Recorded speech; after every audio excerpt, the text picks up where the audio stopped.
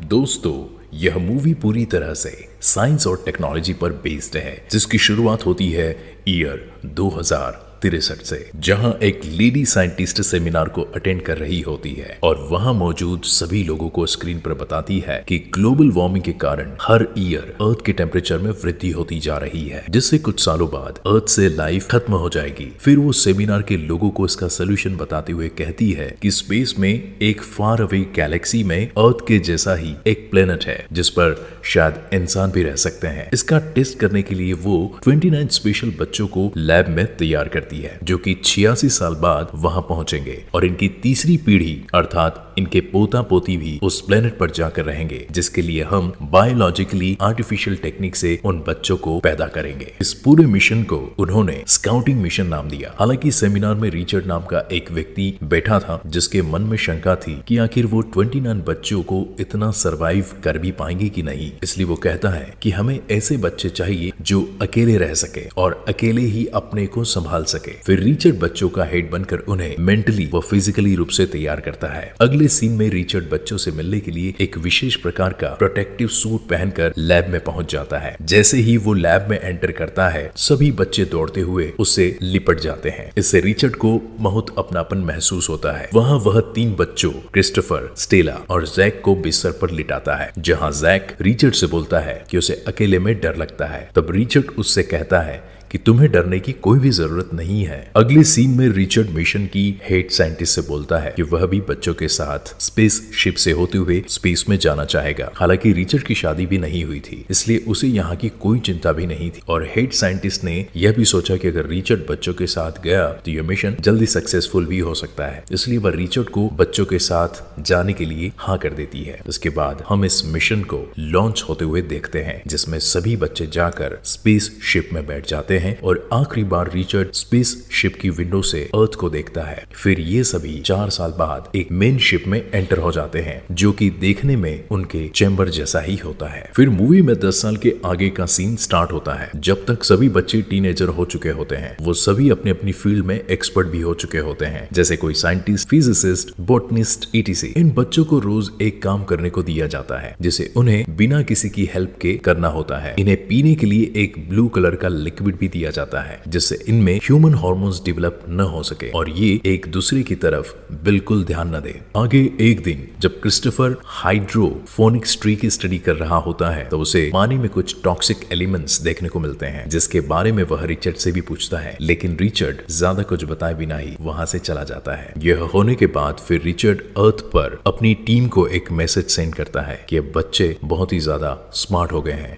उन्हें पता चल जाता है कि मैं कब झूठ बोल रहा हूँ और कब सच। इसलिए यही सही होगा कि उन्हें इस मिशन की सारी सच्चाई बता दी जाए। हालांकि इस मैसेज को अर्थ तक पहुंचने में 2 महीने का टाइम लगने वाला था। फिर आगे क्रिस्टोफर उस एलिमेंट के बारे में इंफॉर्मेशन खोजने की कोशिश करता है, जिससे उसे बस इतना पता चलता है कि यह T56J नाम का एलिमेंट है, बाकी अदर इंफॉर्मेशन ब्लॉक होती है। इसलिए क्रिस्टोफर जैक के साथ मिलकर स्पेस शिप के मेन सर्वर को हैक कर लेता है, जहां उन्हें पता चलता है कि यह एलिमेंट उनके एंड्रोजन हार्मोन्स अर्थात रिप्रोडक्शन को रोकने के लिए होता है, जो कि उन्हें ब्लू कलर के लिक्विड में दिया जाता है। इसके बाद से क्रिस्टोफर और जैक उस लिक्विड को लेना बंद कर देते हैं, जिससे उनका स्वभाव काफी बदल जाता है। फिर एक दिन क्रिस्टोफर रिचर्ड से एक चैम्बर के बारे में पूछता है, जो कि उसने अभी ही खोजा था, जिसके बारे में रिचर्ड ने बताया कि वह चैम्बर उनकी 3rd जनरेशन के लिए बनाया गया है। इससे ज्यादा उस चैम्बर के बारे में वह भी नहीं जानता। क्रिस्टोफर और जैक दोनों दोस्तों को स्टेला नाम की लड़की, जो कि डॉक्टर होती है, पसंद आने लगती है। एक बार कैंटीन में जब जैक स्टेला का हाथ पकड़कर उसे अपनी फीलिंग्स के बारे में बताता है, तभी वहां रिचर्ड आ जाता है और जैक से कहता है कि ग्रुप के किसी भी मेंबर को टच करना अलाउड नहीं है और उसे डांटता भी है, जिसके बाद जैक रिचर्ड से खींचा खींचा सा रहने लगता है। अगले सीन में स्पेस शिप में बहुत अजीब सी आवाजें सुनाई देती है और कुछ वाइब्रेशंस भी फील होते हैं। फिर क्रिस्टोफर और जैक इसकी जांच के लिए शिप मॉनिटर करने वाले के पास पहुंचते हैं, जहां उन्हें पता चलता है कि कैमरास में तो ऐसा कुछ नहीं दिख रहा, लेकिन जैक और पूछताछ करता है, जिससे उसके मन में एलियन होने की बात बैठ जाती है। एक रात जब स्टेला रिचर्ड के कैबिन में पृथ्वी से आए हुए कुछ सूखे पौधों को देख रही होती है, तभी क्रिस्टोफर और जैक वहां आ जाते हैं और रिचर्ड को स्टेला के कंधे पर हाथ हाथ रखा हुआ देखते हैं, जिसे देखकर जैक को बहुत ही ज्यादा गुस्सा आ जाता है और वह बड़बड़ाता है कि जब रिचर्ड स्टेला को छू सकता है तो मैं क्यों नहीं। अगले ही दिन स्पेस शिप के ट्रांसमीटर में कुछ खराबी आ जाती है, जिससे उनका अर्थ से कनेक्शन टूट जाता है, जिसे सुधारने के लिए स्पेस शिप से बाहर जाना पड़ेगा, जिसके लिए रिचर्ड जैक से तैयार होने के लिए कहता है। फिर जब जैक स्पेस सूट पहनने के लिए अंदर जाता है तभी उसे वहां स्टेला दिखती है, जिसके साथ वह बुरी तरह से छेड़छाड़ करने लगता है। इतने में ही वहां रिचर्ड और क्रिस्टोफर आ जाते हैं और रिचर्ड जैक की इस हरकत पर उसे धक्का देकर बाहर निकाल देता है, जिसके बाद जैक वहां से जाकर काई के साथ कंट्रोल रूम में बैठ जाता है। अब रिचर्ड बाहर चलने के लिए क्रिस्टोफर से कहता है। फिर वे दोनों तैयार होकर स्पेस शिप से बाहर जाकर ट्रांसमीटर सुधारने लगते हैं और बाकी टीम मेंबर अंदर से ही उस ट्रांसमिशन लाइन को सही करने की कोशिश करते हैं। जब रिचर्ड और क्रिस्टोफर बाहर से लाइन सुधार रहे होते हैं तभी अचानक से कुछ अंधेरा सा छा जाता है और रिचर्ड को एक झटका लगता है, जिसके कारण उसकी पकड़ स्पेस शिप से छूट जाती है। फिर क्रिस्टोफर जैसे तैसे रिचर्ड को स्पेस शिप के अंदर लाता है, लेकिन स्टेला उसकी जांच करके बताती है कि वह बहुत ही ज्यादा झुलस चुका है, इसलिए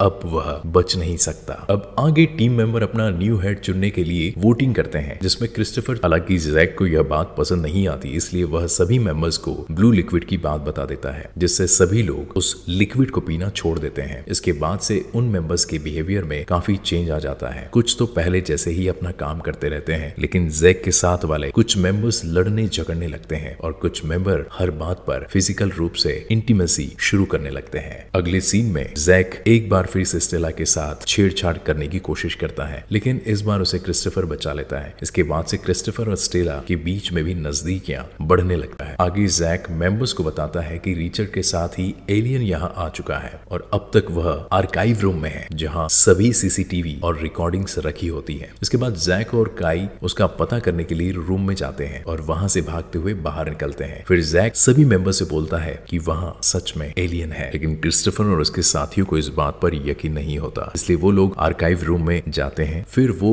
वहां से उस समय की रिकॉर्डिंग लाते हैं जब क्रिस्टोफर और रिचर्ड शिप से बाहर गए थे। रिकॉर्डिंग देखने पर उन्हें पता चलता है कि कंट्रोल रूम में काई जैक से कह रहा है कि शायद बाहर एलियन ही है। तब जैक ही उसे मना करता है कि यहाँ कोई एलियन नहीं बल्कि वो एक मशीन की आवाज है। वीडियो में यह भी पता चलता है कि जैक ने ही शॉक वेव की इंटेंसिटी बढ़ा दी थी, जिसके कारण ही रिचर्ड जख्मी हुआ था। इसका मीन्स हुआ कि जैक ने जानबूझकर ही सभी के मन में एलियन का डर बनाया था और उसी कारण रिचर्ड की जान भी गई। आगे सीन में क्रिस्टोफर सभी टीम मेंबर्स को जैक की इस हरकत के बारे में बताता है, जिसे सुनकर जैक बात बदलते हुए कहता है कि हाँ, मैंने ही रिचर्ड की जान ली क्योंकि उस पर एलियन हावी हो गया था। फिर इन्हीं सब बातों को लेकर उसका पीटर नाम के एक लड़के से झगड़ा हो जाता है। इसके बाद वह सभी को बताता है कि अब वही एलियन पीटर पर हावी हो गया है, जिससे टीम के मेंबर्स बिना कुछ सोचे समझे पीटर को मारने के लिए दौड़ते हैं। यह देखकर क्रिस्टोफर, स्टेला, फोइबी और उसके साथी हैरान रह जाते हैं, आखिर सभी मेंबर्स को क्या हो गया है। तभी स्टेला को याद आता है कि इस शिप में एक सीक्रेट कंपार्टमेंट है जिसमें बहुत से हथियार रखे हुए हैं, जिन्हें ढूंढने के लिए क्रिस्टोफर के साथ जाती है, लेकिन पासवर्ड गलत होने के कारण वह उस कंपार्टमेंट को नहीं खोल पाते हैं। पर उनकी यह बातें काई सुन लेता है और जाकर जैक को बता देता है। फिर जैक और उसके साथी वहां पहुंचकर वो गेट तोड़ देते हैं और सभी हथियार निकाल लेते हैं। जैक को लगता है कि क्रिस्टोफर यह हथियार उसे मारने के लिए निकालना चाहता था, इसलिए अब वो क्रिस्टोफर और उसके साथियों को मारने के लिए निकल पड़ता है। फिर जैक क्रिस्टोफर को मारने ही वाला होता है कि तभी क्रिस्टोफर और स्टेला वहां से भाग निकलते हैं और छिपने के लिए एयर बैग के रूम में पहुंचकर दरवाजा बंद कर लेते हैं। आगे के सीन में जैक उस एयर बैग रूम के दरवाजे को तोड़ देता है और क्रिस्टोफर और जैक के बीच हाथापाई होती है, जिससे क्रिस्टोफर नीचे की ओर चला जाता है। फिर जैसे ही जैक एयर बैग रूम का दरवाजा बंद करने लगता है, तभी अचानक से स्टेला जैक को धक्का देकर स्पेस शिप से नीचे गिरा देती है और तभी क्रिस्टोफर सूट में लगे बूस्टर की हेल्प से वापस ऊपर जाता है। फिर वो दोनों अंदर आकर बताते हैं कि जैक मारा गया, जिसके बाद सभी अपने हथियार डाल देते हैं और अब फिर से न्यू लीडर के लिए वोटिंग होती है, जिसमें स्टेला को चुना जाता है। हालांकि अब कोई भी ब्लू लिक्विड नहीं पीता, लेकिन सभी लोग इंसानियत से अपना काम करते हैं। फिर आगे आने वाली पीढ़ी को भी उन्होंने रिस्पॉन्सिबल बनाया। आगे 86 साल बाद उनकी तीसरी पीढ़ी उस प्लेनेट पर पहुंच जाती है और मूवी के एंड में क्रिस्टोफर, स्टेला और अन्य साथी बूढ़े हो जाते हैं और अपने बच्चों को प्लेनेट पर जाते हुए देख रहे होते हैं और इस तरह मूवी यहीं पर खत्म हो जाती है। तो आपको ये वीडियो कैसा लगा हमें कमेंट में जरूर बताएं और अगर आप चैनल पर नए आए हो तो चैनल को सब्सक्राइब करना ना भूले। तो मैं मिलता हूँ आपको ऐसे ही एक नए वीडियो में, तब तक के लिए बाय बाय, टेक केयर।